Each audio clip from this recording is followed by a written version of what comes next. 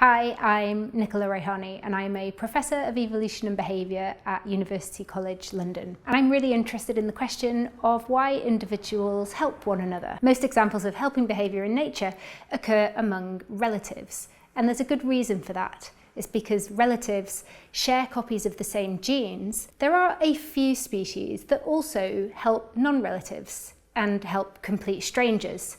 Now, of course, humans are one of those species, but another species, just like us, that regularly interacts with strangers and helps those strangers is a small fish called the blue streak cleaner wrasse.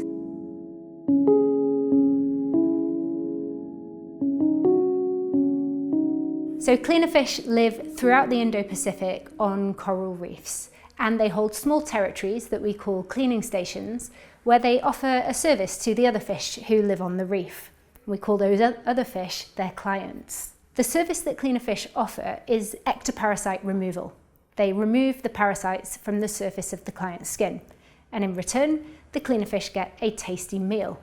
Now, this all sounds quite harmonious, and we might think that that's the extent of this kind of interaction, but in fact, there's a conflict of interest between the cleaners and their clients.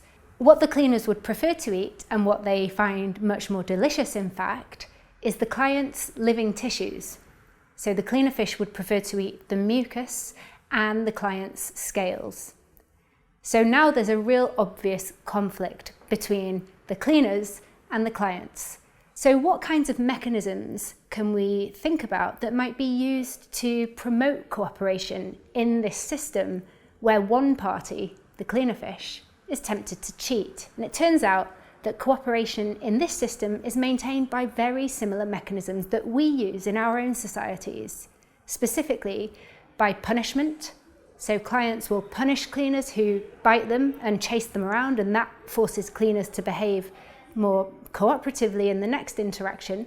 And also a form of reputation-based partner choice, where clients pay attention to how the cleaner fish is treating other clients in the vicinity, and they'll swim off and seek a cleaning service elsewhere if the service here doesn't look very good. What this shows us is that strikingly similar mechanisms can support cooperation in our own societies and in quite distantly related species, like this small fish that lives on coral reefs.